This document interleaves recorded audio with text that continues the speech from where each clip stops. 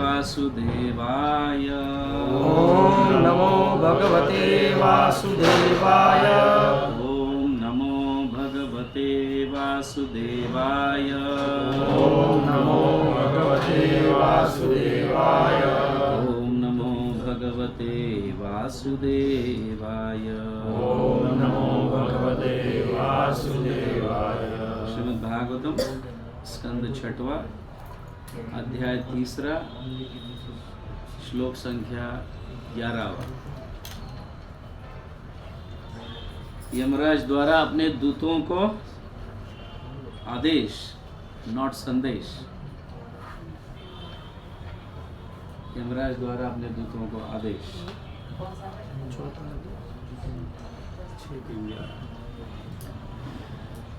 मिला सबको वेदावेश में? ठीक है, तो हम पढ़ेंगे अभी।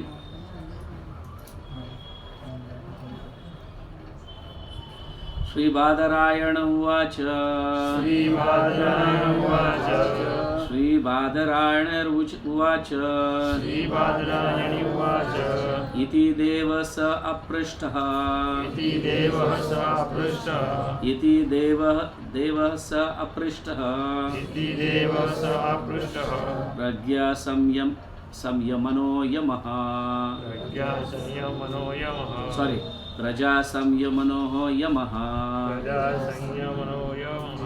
प्रजा संयमनो यमः। प्रजा संयमनो यमः। प्रीतः स्वदूतान् प्रत्याह। प्रीतः स्वदूतान् प्रत्याह। प्रीतः स्वदूतान् प्रत्याह। प्रीतः स्वदूतान् प्रत्याह। स्मरन् पादाम्बुजं हरे। स्मरन् पादाम्बुजं हरे। स्मरन् पादाम्बुजं हरे। स्मरन् पादाम्बुजं हरे। श्रीबादरायण उवाच। श्रीबादरायण उवाच। इति देवः स अपृष्टः। इति देवः स अपृष्टः। प्रजा संयमनो यमः। प्रजा संयमनो यमः। प्रीतः स्वदूतान् प्रत्याह। प्रीतः स्वदूतान् प्रत्याह। स्मरन् पादाम्बुजं हरे। स्मरन् पादाम्बुजं हरे। श्री बादरायणी उवाच। श्रीबादरायण उवाच। सुखदेव गोस्वामी ने कहा। सुखदेव गोस्वामी ने कहा। इति इस प्रकार देव देवता सह वह अपृष्ट पूछे जाने पर प्रजा संयमनः यमः। प्रजा संयमन यमः। यमराज जो जीवों पर नियंत्रण रखते हैं, प्रीतः प्रसन्न होकर स्वदूतान अपने सेवकों को प्रत्याह उत्तर दिया। स्मरण करते हुए पाद अम्बुजम चरण कमलों को हरे भगवान श्री हरि के।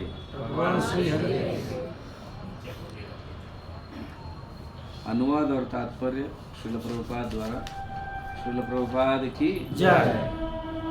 श्री सुखदेव गोस्वामी ने कहा, इस प्रकार पूछे जाने पर जीवों के परम नियंता यमराज अपने दूतों से नारायण का पवित्र नाम सुनकर उन पर परम प्रसन्न हुए। उन्होंने भगवान के चरण कमलों का स्मरण किया और उत्तर देना शुरू किया।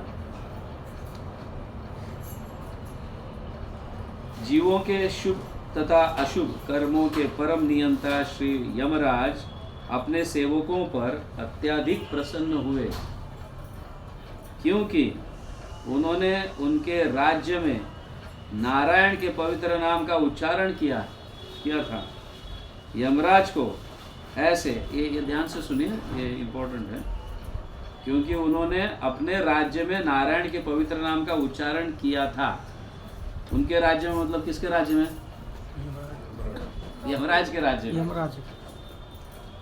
यमराज के राज्य में नारायण का उच्चारण किसने किया? यमदूतों ने किया। ये थोड़ा ध्यान अभी मैं बोलने जा रहा हूँ, ये ध्यान में रखें। आगे कुछ इसके ऊपर ये बहुत सुंदर है। यमराज को ऐसे लोगों से पाला पड़ा है जो नीरे पापी होते हैं और नारायण को नहीं समझ पाते। फलस्वरूप जब दूतों ने नारायण का नाम लिया तो यमराज अत्यधिक प्रसन्न हुए, क्योंकि वे भी एक वैष्णव है। ओम अज्ञानतिमिरान्धस्य ज्ञानाञ्जनशलाकया चक्षुरुन्मीलितं येन तस्मै श्रीगुरुवे नमः। नमो ओम विष्णुपादाय कृष्णपृष्ठाय भूतले श्रीमते भक्तिवेदांत स्वामिनिति नामिने। नमस्ते सरस्वती देवे गौरवाणी प्रचारिणे निर्विशेष शून्यवादी पाश्चात्य देशतारिणे। जय श्री कृष्ण चैतन्य प्रभु नित्यानंद श्री अद्वैत गदाधर शिवासादि गौर भक्तवृंद। हरे कृष्णा कृष्णा कृष्णा हरे हरे, हरे राम राम राम हरे हरे। हरे कृष्णा कृष्णा कृष्णा हरे हरे, हरे राम राम राम हरे हरे। हरे कृष्णा कृष्णा कृष्णा हरे हरे, हरे राम राम राम हरे हरे। तो प्रभुपाद भी तात्पर्य में समझा रहे हैं, ये समझाने का प्रयास कर रहे हैं। मैं भी इतना बिजी रहता हूँ लोगों को दंड देने में, वहाँ भेजने में, यहाँ भेजने में, वहाँ भेजने में। सुनना पड़ेगा चित्रगुप्त का लेखन, इसने ऐसा किया, उसने ऐसा किया। आप सोचो यमराज कितने बिजी रहते होंगे, समझ गए ना? हर समय कोई ना कोई मरते रहता है, 24 घंटा 24 घंटा कोई ना कोई मरते रहता है। ऐसा नहीं कि भाई देखो भाई मेरा टाइम 9 बजे से लेके 6 बजे तक है, उसी समय लेके आना तुम, मैं फ्री मैं फ्री न, मतलब मेरे को घर जाना पड़ेगा, पति और मेरे बच्चे ये सब, ऐसा नहीं है। 24 आवर्स बिजी है। अभी ऐसे समय किसी ने नारायण नाम लिया है, पृथ्वी पर तो लिए थे, लेकिन यहाँ आने के बाद भी यहाँ पे नारायण का नाम लिया जा रहा है। कितने खुश हुए, ये दिखाया जा रहा है, यहाँ पे प्रसन्न हुए सुनकर, समझिए ना? ऐसा नहीं कि अजामिल ने नारायण का नाम लिया इसलिए प्रसन्न हुए हैं, मेरे दूतों ने नारायण का नाम लिया, इतने प्रसन्न हुए। सो हम पहले इन विषयों पर चर्चा कर चुके हैं कि अजामिल कितना पापी था, दुर्त था। पहले अच्छा था, किसी लोगों के संग आने से गलत व्यवहार, ये सारी चीज़ें हुई, और एक्सीडेंटली 80 साल की उम्र में उसने अपने बच्चे का नाम लेते हुए नारायण नाम उच्चारण किया, और फिर विष्णु दूतों का और यमदूतों का कन्वर्सेशन, उनकी बातचीत एक दूसरे के प्रति चला, और यमदूत चले गए। अब यमदूत इस अध्याय में यमदूत कहाँ पे आए हैं? यमराज के पास आए हैं, और बड़े मुंह लटका कर आ रहे हैं। क्रिकेट का मैच हार जाते हैं तो कैसे आते हैं? बराबर है ना? मैं तुझे बोल रहा है, देखो ऐसा कर रहा है। और जीत जाते हैं तो कैसे एकदम। तो यमराज जान गया, मुंह लटका के आ रहे हैं, कुछ तो हुआ है, समझ गया ना? तो उनको पूछा होगा क्या क्या हुआ, तो उन्होंने अपना थोड़ा जो भी पृथ्वी पर इतिहास हुआ है उसकी चर्चा हुई।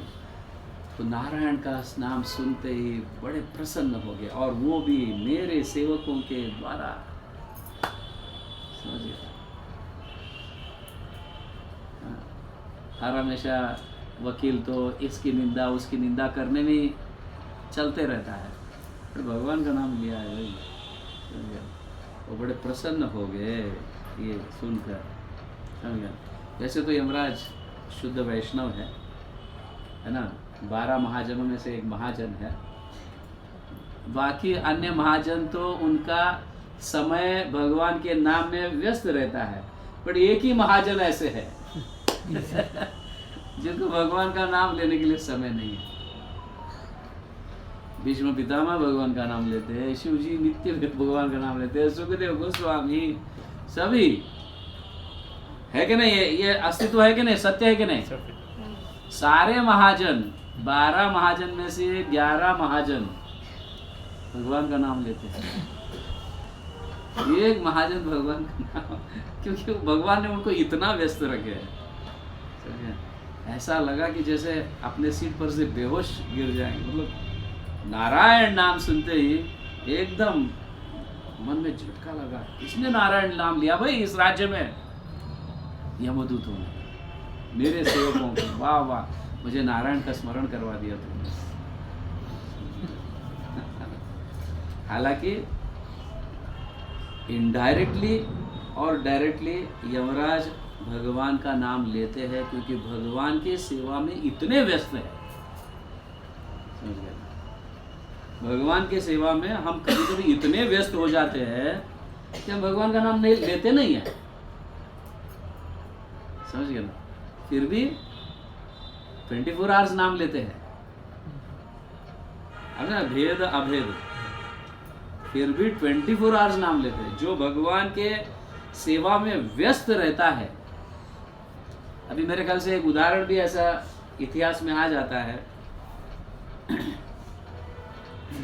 कि किसी कारण भगवत धाम कोई व्यक्ति पहुंच गया, तो किसी ने कहा कि वो तो इतना व्यस्त रहता है, उसको धाम मिला, जो ब्राह्मण है भगवान का नाम लेता है उसको धाम नहीं मिला।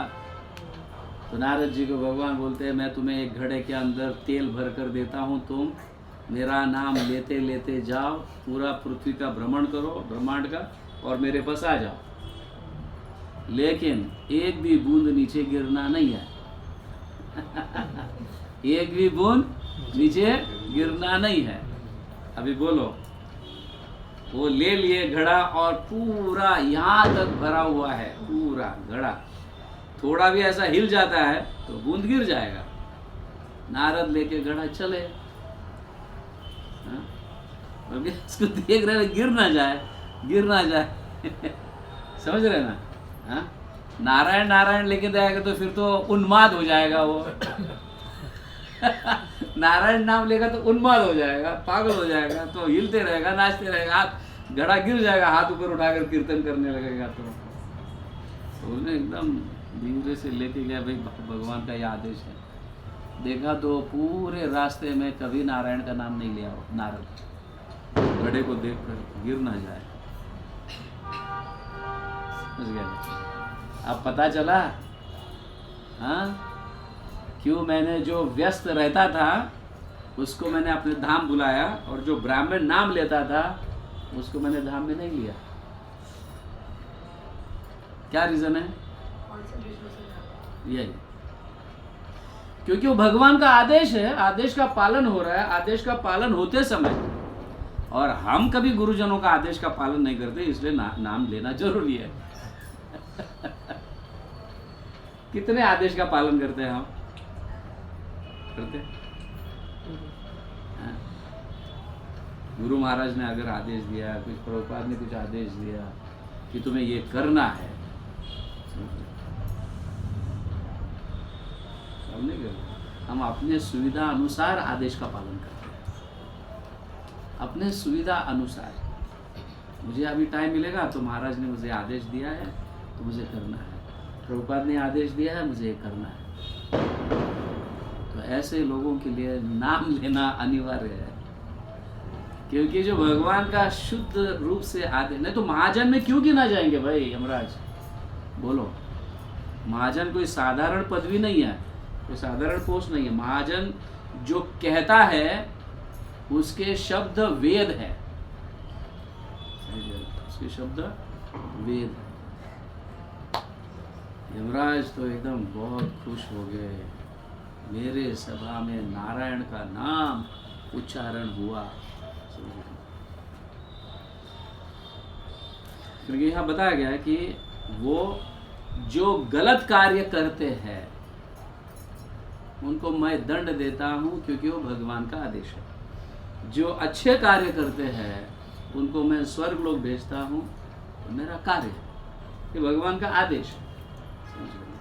और जो भक्ति करने वाले तो ऑब्वियसली मेरे पास आते ही नहीं है, उसमें तो कोई कंफ्यूज होने जैसा है ही नहीं है।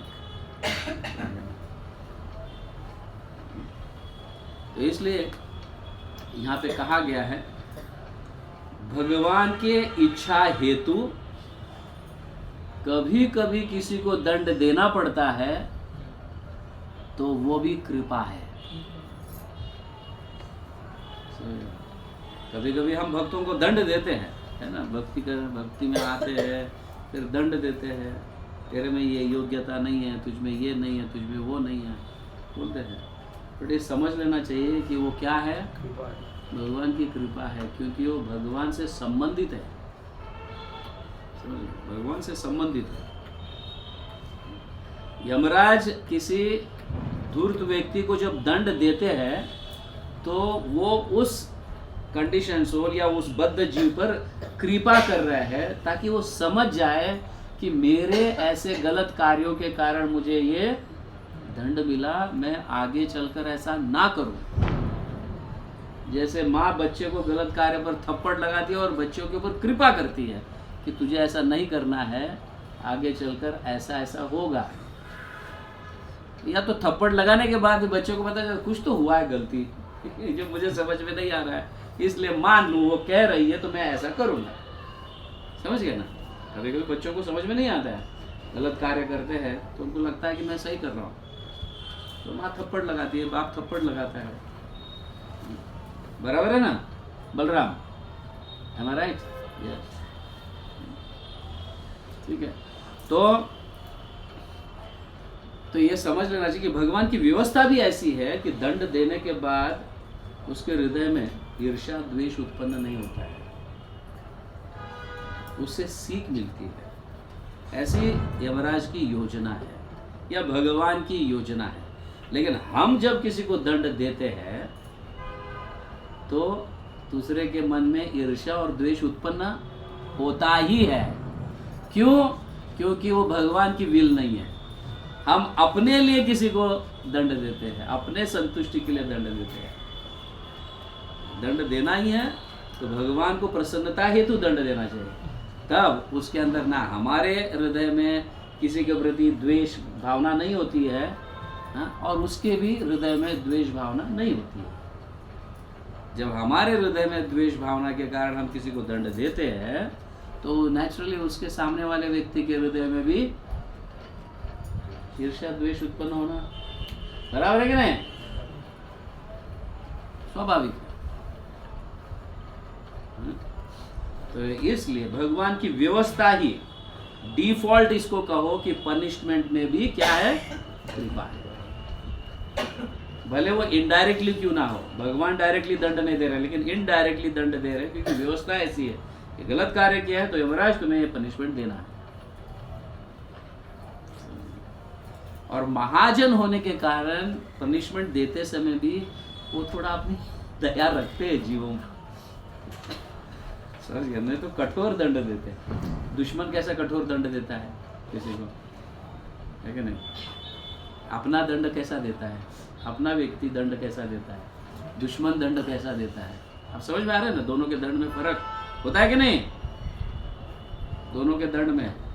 हाँ, आप अपने बच्चों को दंड कैसे दोगे? भाई देखो भाई, थोड़ा वो सीख भी जाए लेकिन थोड़ा संभल भी जाए। दूसरा रहे तो साला मार डाल साले को।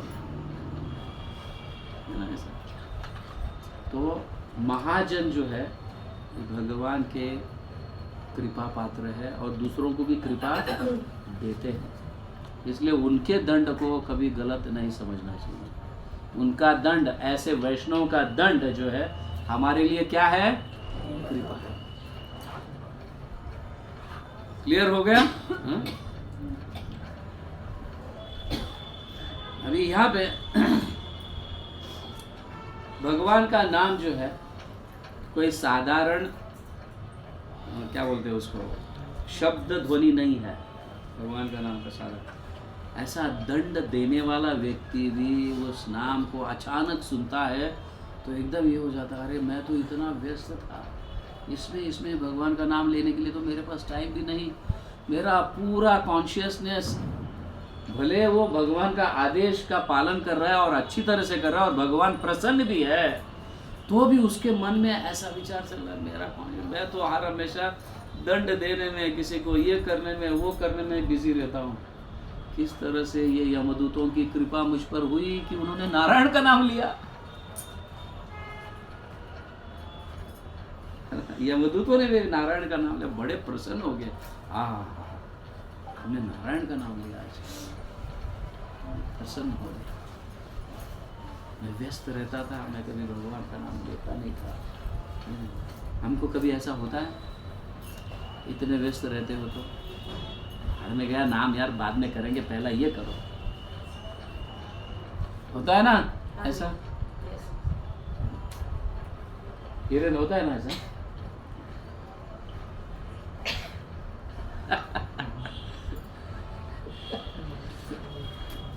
माता जी कभी कभी सेवा देती है तो बाद में करूंगा, अब नहीं। दंड लेना चाहिए। कहने का तात्पर्य है कि भगवान नारायण का नाम जो है सुमधुर है, प्रसन्नता देती है हृदय को। वो वाइब्रेशंस ही ऐसे हैं, समझ गए ना, कि दंड देने वालों को भी तो प्रसन्न करता ही है, लेकिन इनडायरेक्टली उस व्यक्ति का भी उद्धार कर देता है। भले वो ईर्ष्यालु और द्वेषी क्यों ना हो, नारायण का नाम लेते थे उसका भी उद्धार हो जाता है, क्योंकि वो भले वो नहीं ले रहा है लेकिन सुन तो पा रहा है। इसीलिए भक्तों पर जब आपत आ जाती है या कोई मारने लगता है तो वो तो कृष्ण हरि, जैसे हरिदास ठाकुर भगवान का नाम लेते थे। नाम के माध्यम से ऐसे मारने वाले जल्लादों पर भी कृपा हुई थी। आखिर में उनका भी हृदय पिघल गया था, समझ गया ना, हरिदास के कारण। प्रभु हम पर दया करो, हमको तो ऊपर से आदेश है मारने का, लेकिन आपको कुछ भी नहीं हो रहा है। हम जानते हैं भगवान का नाम अद्भुत है, आप हम पर कुछ करो। आखिर में शरण उनका हरिदास ठाकुर का, तो हरिदास उनके ऊपर कृपा किए, ठीक है चलो मैं मर जाता हूँ, हाँ? तुम्हारा बॉस तुम्हें वाह वाह शाबाशी दे। आपको हरिदास ठाकुर मरे नहीं, बट वो श्वास इतने लंबे समय तक पकड़ कर रख सकते थे कि जैसे लोगों को लगता था ये तो मर गया, क्योंकि वो ब्रह्मा है, ब्रह्मा का श्वास। हाँ, समझ गए? तो इस तरह से भगवान का नाम बहुत ये है। तो प्रभुपाद लिखते हैं यहाँ पे, क्या लिखते हैं, यमराज को ऐसे लोगों से पाला पड़ा है जो नीरे पापी होते हैं और नारायण को नहीं समझ पाते। फलस्वरूप जब दूतों ने नारायण का नाम लिया तो यमराज अत्यधिक प्रसन्न हुए, क्योंकि वे भी वैष्णव थे। उनको लगा कि ये रेगिस्तान में पानी कहाँ से आ गया। आप रेगिस्तान में रहने वाले लोगों को पानी की वैल्यू पूछो, समझ गए ना? कौन रहते हैं रेगिस्तान में? राजस्थान है। रेगिस्तान में पानी का कमी देखो कैसा होता है। हम तो नल छोड़ देते हैं, चलो अपने बाप का क्या जाने वाला है। ऐसा लगा, और उनको ऐसा लगा कि कलयुग में कीर्तन चल रहा है, मतलब उनका सभा या उनका जो देश, उनका जो स्थान है, वहां तो कलयुग से भी बदतर है कि नहीं?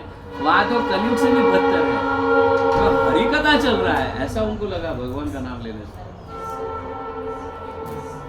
इतना ये तो ये इस श्लोक से ये समझना बहुत जरूरी है हरे कृष्णा। इस श्लोक से ये समझना जरूरी है। तो ये श्लोक में ऐसा कहा गया है, श्री सुखदेव गोस्वामी ने कहा, इस प्रकार पूछे जाने पर जीवों के परम नियंता यमराज अपने दूतों से नारायण का पवित्र नाम सुनकर उन पर परम प्रसन्न हुए। उन्होंने भगवान के चरण कमलों का स्मरण किया और फिर उत्तर देने लगे। कभी भी बोलने से पहले भगवान का स्मरण करना चाहिए। प्रभुपाद ने हमें ये सिखाया। समझिए, जब वक्ता कुछ बोलता है तो पहले क्या, बोलने के बाद भगवान का स्मरण नहीं करना है, बोलने से पहले भगवान का स्मरण करना है। जैसे हम भागवतम क्लास में या कभी भी, या कभी कभी हम प्रचार करने के लिए, ग्रंथ वितरण के लिए जाते हैं, हाँ, तो इस समय मोस्टली क्या होता है, भगवान का नाम बाद में स्मरण, पहले कार्य करते हैं, भगवान का स्मरण बाद में करते हैं। तो भगवान का स्मरण कर कर उस व्यक्ति को बोलना चाहिए। ये आदेश है। सुखदेव गोस्वामी इस तरह से कह रहे हैं। उन्होंने क्या किया, चरण कमलों का स्मरण किया, फिर उन्हें उत्तर देना शुरू किया। आप समझ रहे? तो जब भी कोई व्यक्ति प्रश्न भी पूछता है तो प्रश्न पूछते समय भगवान का स्मरण होना चाहिए। कहीं पे भी जाओ, भगवान के कुछ उपदेश बोलने से पहले हमें भगवान का पहला स्मरण करना चाहिए। यहाँ क्लियरली कहा है कि बिना स्मरण किए हुए भगवान के विषय में भी आप कह रहे हो तो इट इज डेंजरस। तो स्मरण करना मतलब क्या, कि भगवान के कृपा पात्र होना, कि भगवान आपको, आपके विषय में मैं कुछ कहने जा रहा हूं किसी को, मेरे में इतनी बुद्धि नहीं है, लेकिन आपकी कृपा से मैं कुछ कह पाऊंगा, तो थोड़ा ध्यान दीजिए, मेरे जीवा पर बैठिए और आप ही कहिए मेरे में इतनी योग्यता नहीं है। स्मरण का अर्थ वो है, ऐसे नहीं कि हमने व्यासासन पर बैठा, भगवान का स्मरण चरण का किया।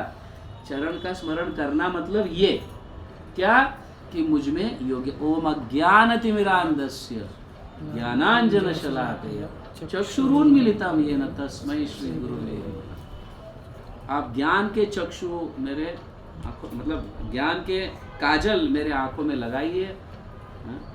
मेरे में इतनी योग्यता नहीं, ओम अज्ञान, मैं अज्ञानता से भरा हूँ।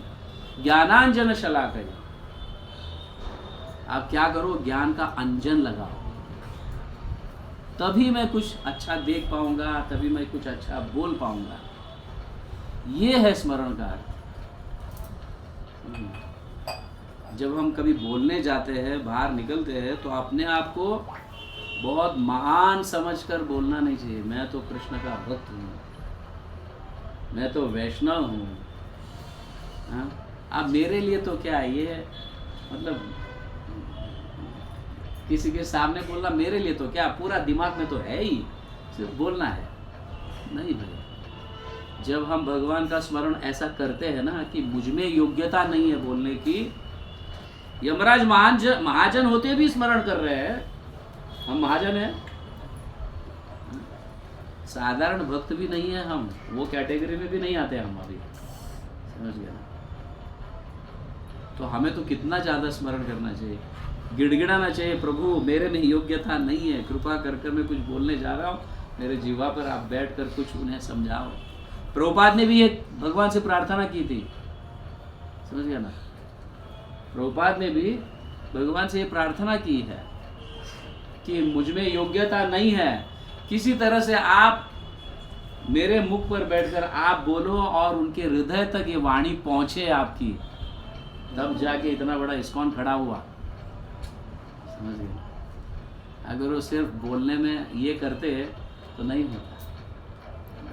तो कभी भी क्लास देते समय कहो, स्मरण का अर्थ ये है, भगवान का स्मरण का अर्थ ये है कि भगवान के मुख का स्मरण किया। मुख का स्मरण करने के लिए दूसरा है कार्य, समझ गया ना। चरणों का स्मरण करने के लिए भी दूसरे कार्य है। जब क्लास देते हैं या किसी व्यक्ति को कुछ बोलने जाते हैं भगवान के विषय में, तो वहाँ का स्मरण अलग होना चाहिए। वहाँ का स्मरण क्या होना चाहिए हे प्रभु मुझ में योग्यता नहीं है। समझ गए ना? मैं भक्ति का पात्र भी नहीं हूं, लेकिन किसी प्रकार आपने मुझ पर कृपा कर कर मुझे भक्ति दी है और ये आदेश है आपका कि जाकर प्रचार करना, तो मैं प्रचार करने का प्रयास कर रहा हूं, लेकिन मैं तो अज्ञान हूं। आप मेरे जीवा पर बैठकर कृपा कर कर उनके हृदय तक ये संदेश पहुंचाइए। आपके इस श्लोक से यही लेना चाहिए।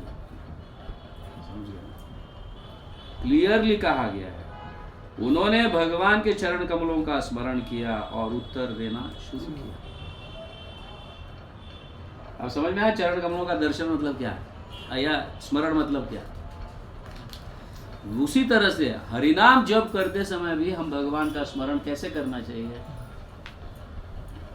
कैसे करना चाहिए?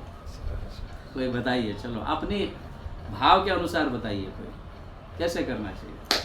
यस,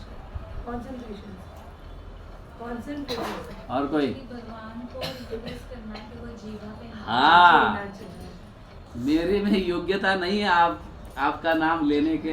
गुरु की किसी तरह से मुझ पर कृपा हुई और मुझे भगवान का नाम लेने योग्य बनाए हैं, तो कृपा मुझ पर कीजिए कि मैं हर भगवान आपका नाम सदैव भावपूर्वक लेते रहूं, ताकि आपके मतलब आपके प्रति मेरा प्रेम जागृत हो। इस तरह से नाम लेना होता है। नाम लेना मतलब बैठ गया फॉर्मेलिटी, ड्यूटी जैसा नहीं होता है नाम मतलब। गुरु ने आदेश दिया, मेरी ड्यूटी है अभी ये सेवा करना, मेरी ड्यूटी है अभी भगवान का नाम लेना, मेरा ड्यूटी है अभी मंदिर जाना, मेरा ड्यूटी है अभी दर्शन लेना। ये नहीं होता है। ये शुरुआत के लिए ठीक है, समझे? आगे आगे बढ़ने के लिए बहुत सारी चीज़ें हैं जो हमारे आचार्यों ने अपने ग्रंथों में भक्ति रसामृत सिंधु कहो, उपदेश अमृत कहो, इसमें बताए लिया भाई। अभी मुरली प्रभु ने कहा है कि 7:30-8 बजे तक 16 माला करो तो हरे कृष्णा कृष्णा कृष्ण हरे हरे हरे राम हो गया 16 माला। कितने लोग जप करने से, इसलिए तो प्रभुपाद ने ये नियम डाला है, जप करने से पहले हम शिक्षाष्टकम बोलते हैं, है कि नहीं? और नमो विष्णुपादाय ऐसे पूरा बोलते हैं, पंच तत्व और गुरु मंत्र, प्रभुपाद मंत्र सब बोलकर फिर हरे कृष्ण चालू। But we are not serious उसमें, हम सीरियस नहीं है उसमें। क्या सीरियस? वो भी फॉर्मेलिटी हो गया। गुरु का नाम लेना भी, प्रणाम मंत्र भी, और प्रभुपाद का प्रणाम फॉर्मेलिटी। हरे नमो विष्णुपादाय कृष्ण कृष्ण हरे कृष्ण कृष्ण चाल। बहुत बिजी है यमराज भी, बहुत बिजी है भाई। समझ गया ना? यमराज भी बहुत बिजी है। हम इतने बिजी नहीं है। हमारे पास तो 9 बजे के पहले समय है, वापस 6 बजे के बाद भी शाम को समय है। कैसा नाम लेना चाहिए हम? कैसा नाम लेना चाहिए? Am I right? You're right. Absolutely right. पीछे माताएं, हम रोज ऐसे ही नाम लेते हैं कि नहीं? लेने के लिए लेते हैं कि नहीं? गुरु ने कहा, किसी वैष्णव ने कहा भगवान का नाम लेना है, हरे कृष्ण करते रहे। ध्यान यहाँ, बातें वहाँ, ये वहाँ, ये वहाँ, हरे कृष्ण कृष्ण।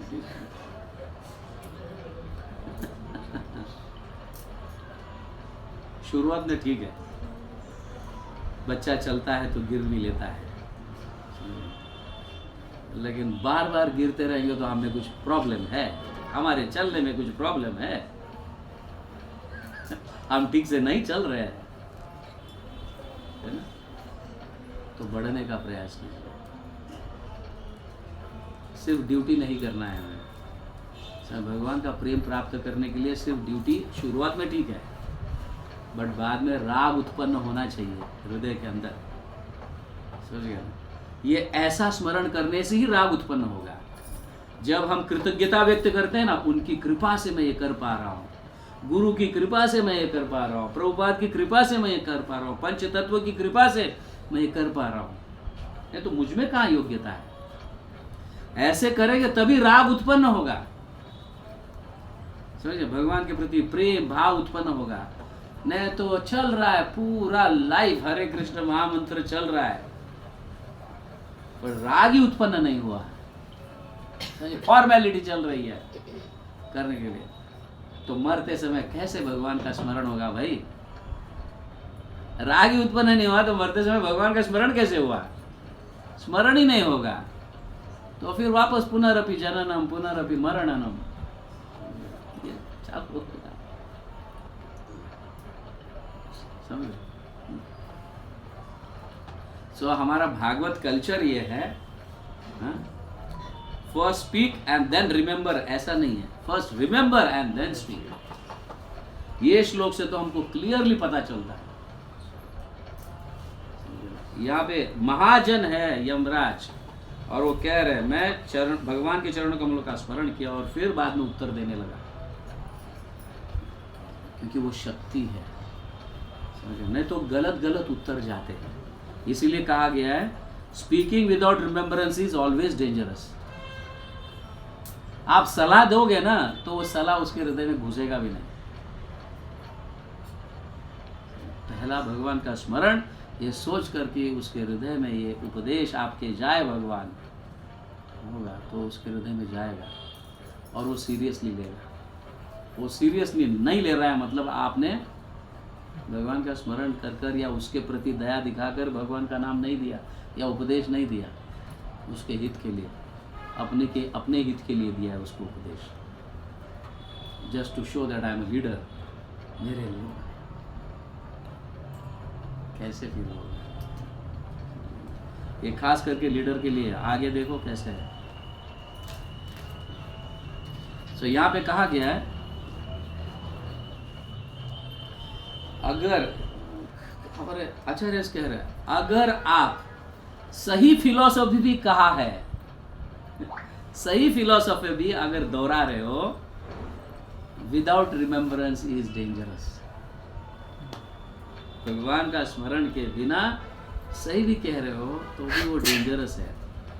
ये प्रीचर्स को, लीडर्स को, मैनेजर्स को और जजेस को जो भी सलाह देता है उसको ध्यान में रखना चाहिए। और भक्ति विनोद ठाकुर वो जज थे, यही करते थे वो। भक्ति विनोद ठाकुर तो 3 मिनट के अंदर रिजल्ट, कई फाइल तो अभी पेंडिंग है लोगों का आजकल के तारीख में, है नहीं? कोर्ट के यहाँ पे आप जाओगे, आज के तारीख में कोर्ट में जाओगे तो कई सालों से फाइल पेंडिंग्स रहते हैं, आता ही नहीं। लेकिन भक्ति विनोद ठाकुर तो 3 मिनट के अंदर जज कर देते, खत्म, दे दो, क्योंकि उन्हें विश्वास था कि मैं भगवान का स्मरण किया और हित के लिए किया, किसी के हित के लिए किया, मैं अपने सेंस ग्रेटिफिकेशन के लिए नहीं, अपने हित के लिए नहीं किया, किसी के हित के लिए मैंने ये जजमेंट किया और भगवान का स्मरण करके किया। इसलिए रिजल्ट्स बहुत फटाफट होते थे। और ऐसे रिजल्ट्स तो ब्रिटिश लोग भी बहुत श्री भक्ति विनोद ठाकुर को बहुत मतलब महान मानते थे, समझ गए ना? बहुत पढ़ा लिखा व्यक्ति है, समझ में आ रहा है? आगे का श्लोक, यम उवाच, आगे कह रहे यमराज ने कहा मेरे प्रिय सेवकों, तुम लोगों ने मुझे सर्वोच्च स्वीकार किया है, किंतु मैं वास्तव में हूं नहीं। देखिए उनको नम्रता देखिए उनकी नम्रता देखिए। अभी क्या स्थापित करेंगे देखो, हम रहेंगे तो हाँ? कभी कभी प्रचार में ऐसा होता है कि अपने को उच्च स्थिति प्राप्त, मतलब अपने को उच्च स्थान, अपना उच्च स्थान जमाने के लिए हम किसी उच्च लोगों को इंट्रोड्यूस नहीं करके देते हैं, समझ गए ना? अगर वो व्यक्ति उसके पास चला जाएगा तो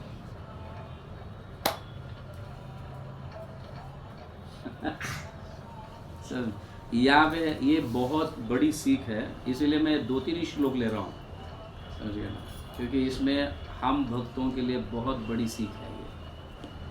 क्या कह रहे देखो, किंतु मैं वास्तव में नहीं हूं, मेरे ऊपर तथा इंद्र एवं चंद्र समेत अन्य सारे देवताओं के ऊपर एक परम स्वामी तथा नियंता है। उनके आंशिक स्वरूप ब्रह्मा विष्णु तथा शिव है, जो ब्रह्मांड के सृष्टि पालन एवं संहार के भार को संभालते हैं। वे उन दो धागों के तुल्य है जो बुने हुए वस्त्र की लंबाई तथा चौड़ाई, ओत और प्रोत हम कहते हैं ना, ओत और प्रोत। जानते हो ओत और प्रोत क्या होता है? ओत और प्रोत जानते हो? कपड़े के अंदर है ना, धागा ऐसा भी जाता है ऐसा भी जाता है। सिर्फ एक ही साइड जाने का तो धागा कपड़ा नहीं बनेगा। ओत और प्रोत होना चाहिए, तब जाके कपड़ा बनता है। बराबर है कि नहीं? सुना है शब्द ओत और प्रोत? ओतप्रोत हो गया। ओत और प्रोत, हाँ, फुल्ली इन्वॉल्व होना, ऐसा भी उसका मतलब। यस, समझ गया। ओत और प्रोत मतलब उसको गाढ़ा बना देता है, इतना इन्वॉल्वमेंट होना चाहिए, समझ गया ना, जगह नहीं होना चाहिए। तो यहाँ पे शब्दों का उच्चारण भी किया है यहाँ पे, ओत प्रोतम। श्लोक में ओतम प्रोतम ऐसा उच्चारण है। परो मदन्यो जगतस्तुश्च ओतम प्रोतम पटवध्यत्र विश्वम। पूरा विश्व जो है ओत प्रोत से बना हुआ है। तो यहाँ कहा गया है, जो बुने हुए वस्त्र की लंबाई तथा चौड़ाई या ताना बाना, समझ गए ना, इसको दूसरा भी शब्द है ताना बाना,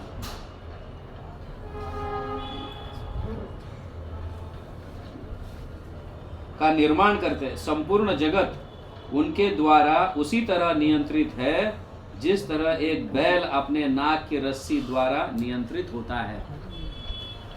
समझ गया ना? घोड़ों को, बैल को, किसी भी जानवर को नियंत्रण करने के लिए नाक में रस्सी डालना पड़ता है। हमको कहाँ रस्सी डालना पड़ता है बताइए?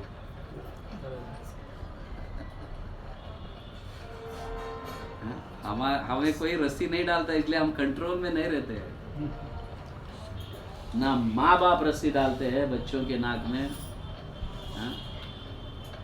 ना टीचर डालते हैं, कोई नहीं डालते, इसलिए हम स्वतंत्र हो जाते हैं। अरे मेरे मन को ऐसा लगता है ऐसा, वैसा लगता है वैसा, वैसा लगता है वैसा। जानवरों को कंट्रोल करने के लिए नाक में रस्सी चाहिए, बट हम जानवर नहीं है इसलिए हमारे नाक में रस्सी नहीं है। नाक में रस्सी नहीं है इसलिए हम जानवर बन गए।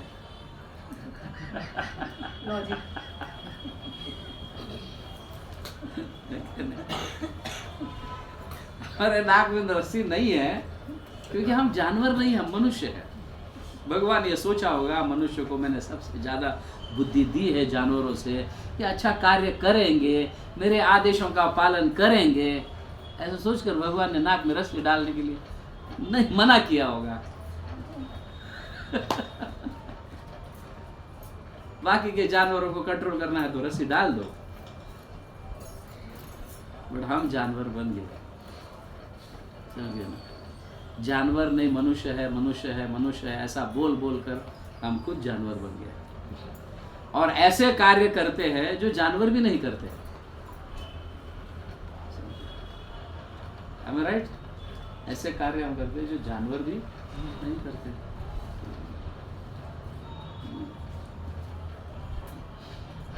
तो यमराज ये कहते हैं, भले मनुष्यों के नाक में रस्सी जरूर नहीं है, बट रस्सी मेरे पास है, आने दो मेरे पास, मैं दिखा दूंगा मेरी रस्सी कैसी है।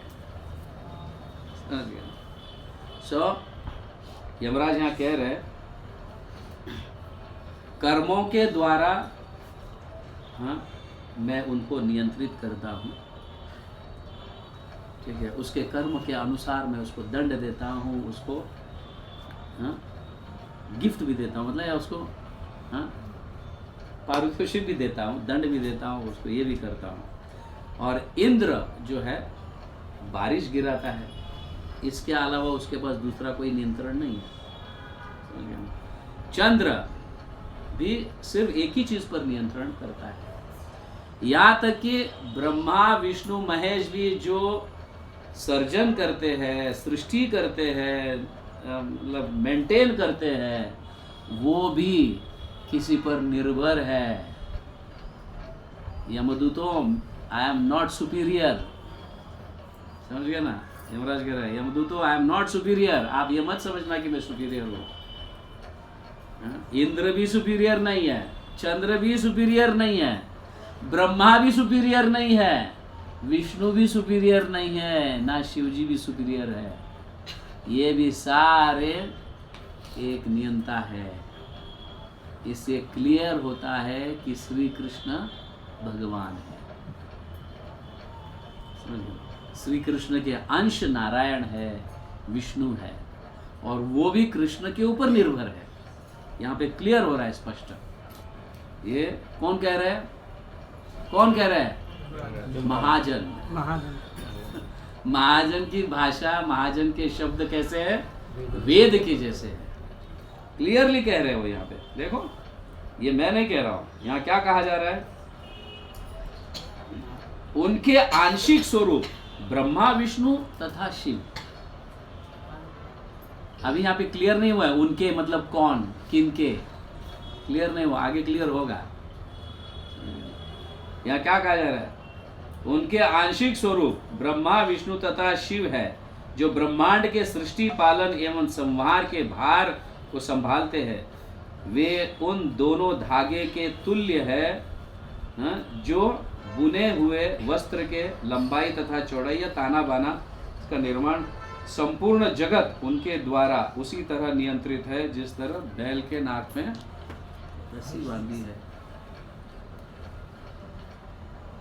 ये तीनों भी, ब्रह्मा विष्णु महेश भी किसी के नियंता है, कोई नियंत्रण करता है उनको भी। ये क्लियर हो रहा है। ऑफ कोर्स विष्णु नारायण भगवान है, भगवान के अंश है, अंश है। डायरेक्ट कृष्ण तो सभी को नहीं मिलते हैं, समझ गया ना?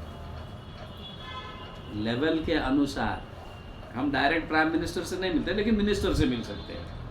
कोई मिनिस्टर होगा आलू चालू ऐसा वैसा, गांव का, प्रांत का या राष्ट्र का, लेकिन सुपीरियर मिनिस्टर कौन है? Prime minister. समझ में आ रहा है? तो किस तरह से सो यहाँ पे कहा जा रहा है nobody is independent, only one person is independent, that is Krishna.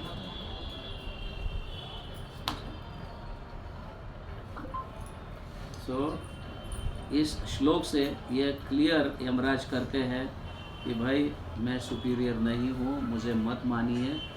हाँ, मैं भी उन्हीं का आदेश का पालन कर रहा हूँ। ये लीडर को सीखने जैसा है। ये बहुत इम्पोर्टेंट है, लीडर को सीखने जैसा है। समझा? हम सारा क्रेडिट अपने पर लेते हैं, मैंने किया, मैंने वो किया, मेरी बात सुन, मैं जो बोलता हूँ वो सही है।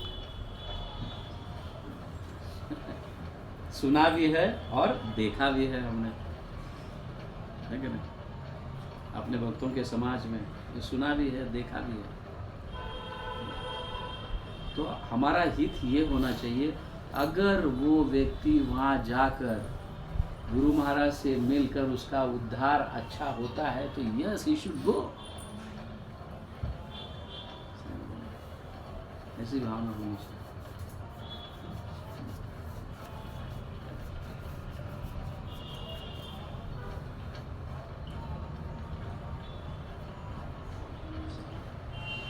तो यहाँ पे कहा जा रहा है कि बड़े बड़े धूर्त लोग भी जो है, इंद्र, चंद्र, वरुण, मैं खुद, यमराज कह रहे हैं, मैं खुद, और भी सभी, डेथ इटसेल्फ मतलब यमराज स्वयं, सब हम ऐसी रस्सी से बांधे हुए हैं जैसे हमारे नाक में, मतलब भगवान ऐसे नियंत्रण करते हैं, बिना बांधे उन्होंने नाक में रस्सी बांध दिया है।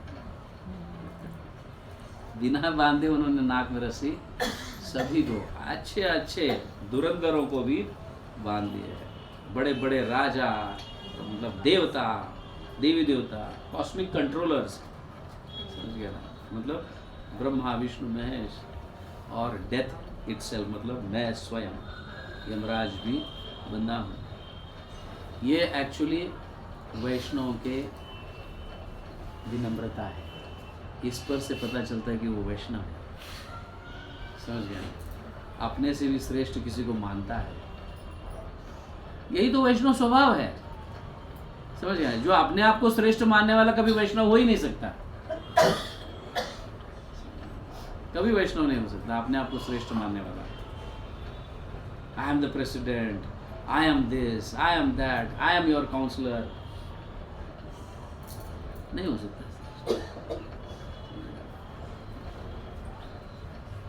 ये बहुत ज़रूरी है। Don't claim yourself to be supreme.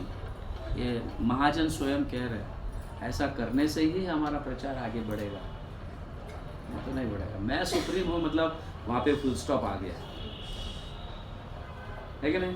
मैं सुप्रीम हूँ मतलब वहाँ पे फुल स्टॉप आ गया, कॉमा या दूसरा नहीं तो आगे बढ़ेंगे कैसे? तो नहीं, सुप्रीम है अल्टीमेट, भगवान स्वयं कृष्ण सुप्रीम है। वही सभी को आदेश देते हैं, हमें सिर्फ आदेशों का पालन करना है।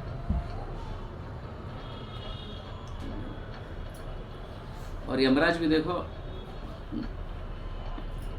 उन्होंने अपने दूतों को मतलब बहुत अच्छी तरीके से समझाया, उनके हित के लिए समझाया कि देखो हमारा हित इसी में है, जो कंठी माला गले में डालते हैं ना, और जो तिलक धारण करते हैं ना, और जो भगवान का नाम लेते हैं ना, भले कैसे वैसे ले, उसके नज़दीक मत जाना। वो हमारे अधिकारी नहीं है। भले नाम कैसे वैसे भी ले, अपने बच्चों को उद्देश्य कर कर नारायण बोले, कृष्णा बोले, गोपाल बोले, कुछ भी बोले, बलराम बोले, कुछ भी बोले, हमारा अधिकार उन पर नहीं है। यमदूतों को अच्छी तरह से समझा रहे, क्योंकि ये पहली बार ही मिस्टेक हुआ है। समझिए ना? यमदूतों ने कभी मिस्टेक नहीं किया, ऐसा पहली बार किया है ऐसा मिस्टेक, इसलिए समझा रहे हैं प्रेम से। 2 बार 3 बार करोगे तो ये कैसे थप्पड़ दे देंगे, बदमाश कहेंगे। इतने बार कहने के बाद भी ऐसा ही करता है। बलराम एक ही बार, मिस्टेक, हर मिस्टेक एक बार, नो सेकंड टाइम, बराबर ना? एक ही बार। आपको भी मैं बोल रहा हूँ, कोई भी मिस्टेक हो एक ही बार कर लेने का, क्योंकि वो पहली बार रहता है। नेक्स्ट टाइम समझ जाने का, ये मिस्टेक वापस नहीं रिपीट होना, ठीक है? नहीं तो फिर पापा का तो नहीं आएगा, लेकिन मम्मी का जबरदस्त थप्पड़। मम्मी का नहीं आता है, पापा का आता है। हरी हरी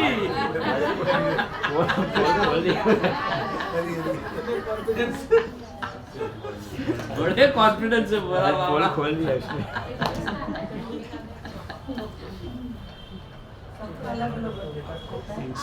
मेरा ये कहना मतलब है, आपको अगर कुछ गुरु के माध्यम से अगर आदेश दिया जाता है तो उसको हम अपना रिस्पॉन्सिबिलिटी समझना चाहिए, सुप्रीमसी नहीं। समझ गया ना? हमको उसको क्या समझना चाहिए? रिस्पॉन्सिबिलिटी है, मुझे ऊपर से दिया गया आदेश है, ये मेरा जिम्मेदारी है, ये मेरा कर्तव्य है। सुप्रीमसी नहीं, मैं ही हूँ, अब मेरे को गुरु ने ये आदेश दिया है, अब मेरे को ये दिया, चलो ये करो, चलो वो करो। तो ऐसा करेंगे तो पदयात्रा में कौन आएगा प्रभु?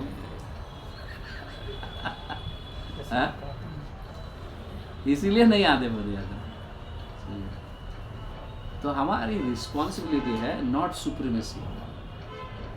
क्लियर हो रहा है? हमारी जिम्मेदारी है, अधिकार नहीं। ये ध्यान में रखो। तो अभी एक लास्ट ले लेते हैं और जल्दी निपटा देते हैं इसको।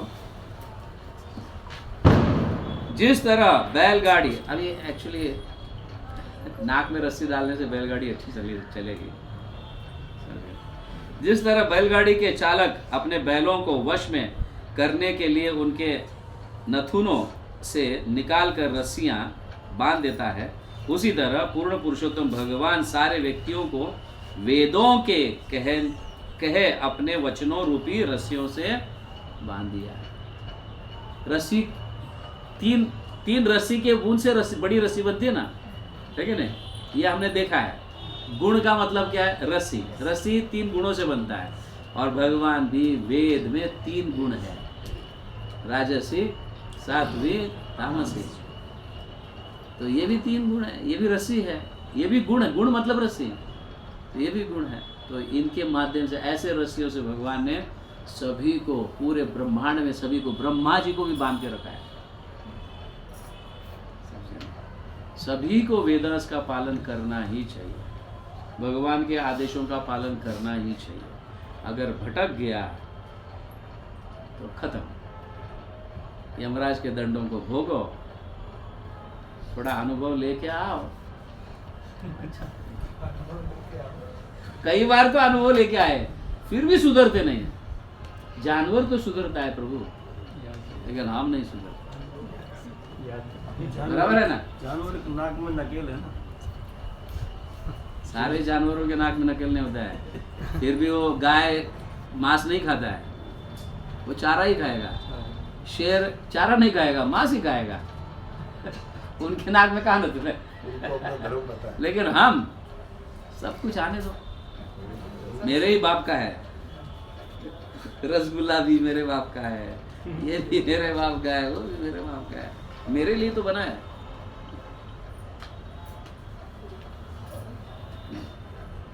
तो यहाँ पे तो यहाँ क्लियरली कहा जा रहा है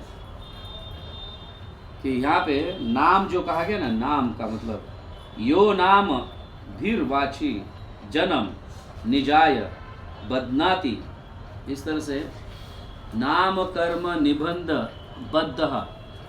नाम मतलब डेसिग्नेशन, समझ में? वर्णाश्रम। डेसिग्नेशन मतलब ये वो है, ये वो है, ये वो है, ये मनुष्य है, ये जानवर है, ये पुरुष है, ये स्त्री है, ये काला है, ये गोरा है, समझ गए? डेसिग्नेशन के माध्यम से नाक में बंधा गया हुआ है।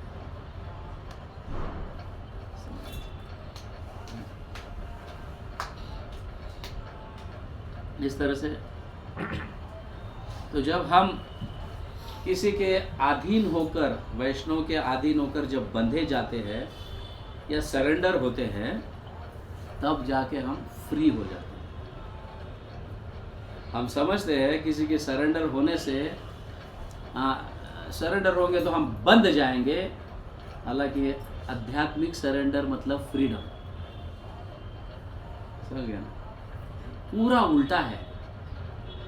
भगवान की शरण में जाना मतलब मुक्त, फ्रीडम।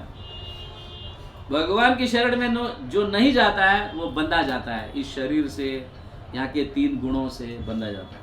जो भगवान की शरण में जाता है वो मुक्त हो जाता है, आध्यात्मिक जगत जाता है और फ्रीडम। ये आज का संदेश है। सो हम कभी भी जॉब ड्यूटी बोलकर नहीं करना चाहिए। कैसा करना चाहिए? भगवान का प्रेम प्राप्त हो, ऐसी विनम्रता भाव रखकर हमें ये करना चाहिए। सो हमारा जो धर्म है, ये फियर बेस्ड धर्म नहीं है, ये लव बेस्ड धर्म है। बाकी के जो धर्म है वो फियर बेस्ड है, ये करूँगा तो ऐसा होगा, वो करूँगा तो। फियर बेस्ड तो ऑब्वियसली धर्म मतलब जैसे हम गृहस्थी धर्म बोलते हैं, या ऑफिस में जाते तो वो धर्म बोलते हैं, ऐसे कई अनेक प्रकार के धर्म है, समझ गए? They are fear based. अगर ये नहीं होगा तो फिर मेरा क्या होगा? मैं शादी नहीं करूँगा तो मेरा क्या होगा? बच्चा नहीं होगा तो मेरा बुढ़ापे में कौन देखेगा? पैसा नहीं कमाऊंगा तो क्या होगा? ये सारे धर्म फियर बेस्ड है। भक्ति एक ही धर्म ऐसा है, इट इज लव बेस्ड। दूसरों के लिए हम करते हैं, अपने लिए नहीं। समझ गए? दूसरों के लिए करने से भगवान प्रसन्न होते हैं, इसलिए हम दूसरों के लिए करते हैं। इसको भक्ति कहा गया, क्योंकि भगवान का आदेश है। ये ध्यान में रखना। तो इस तरह से अजामिल की कथा से हम ये सीखते हैं, डोंट ट्राई टू कंट्रोल या रूल डिवोटीज। समझ गए ना? जब रूल करते हैं तो हमारी अहंकार बढ़ने लगता है। जब विनम्रता भाव से हम सेवा करते हैं तो हमारा अहंकार दब जाता है और वो भगवान को बहुत हरे कृष्ण। ग्रंथराज भागवतम के जगत गुरु श्रील प्रभुपाद के गौर प्रेमानंद। हरि हरि बोल।